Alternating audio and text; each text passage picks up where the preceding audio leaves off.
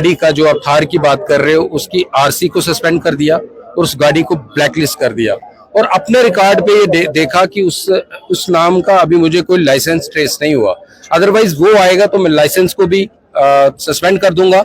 मुझे लगता है उसका लाइसेंस अभी बना नहीं है, क्योंकि मैंने अपने रिकॉर्ड पे आज सुबह ही पूरा खंगाला है, नहीं है। और सब हमने इंसान की जिंदगी को, मुझे लगता है, बिल्कुल फॉर ग्रांटेड ले रही है।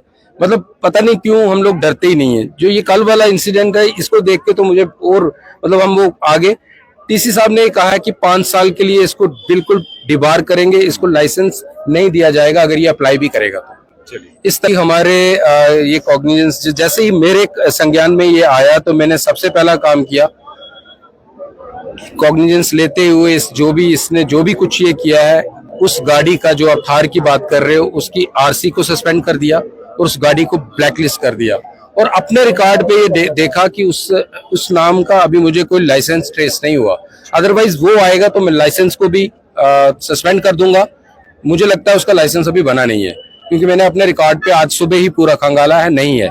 और सबसे बड़ी बात यह है कि अगर मैं अभी ट्रांसपोर्ट कमिश्नर साहब से बात कर रहा था कि जो इस मानसिकता का अगर कोई आदमी है तो वो खतरा है। अब देखिए वो चल रहा है। अभी आप यकीन मानेंगे कि हमने पिछले एक हफ्ते में जम्मू में 2484 गाड़ियों को ब्लैकलिस्ट किया है।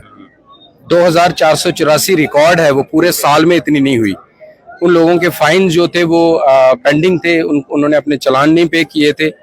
और तकरीबन 98 लाइसेंस जो हैं हमने सस्पेंड किए। एनफोर्समेंट में कोई कमी नहीं है, बट सवाल यह है कि जब हम जागृत नहीं होंगे, हमने इंसान की जिंदगी को, मुझे लगता है, बिल्कुल फॉर ग्रांटेड ले रही है। मतलब पता नहीं क्यों हम लोग डरते ही नहीं है। जो ये कल वाला इंसिडेंट है, इसको देख के तो मुझे और मतलब हम वो आगे टीसी साहब ने कहा है कि 5 साल के लिए इसको बिल्कुल डिबार करेंगे, इसको लाइसेंस नहीं दिया जाएगा अगर ये अप्लाई भी करेगा तो। इस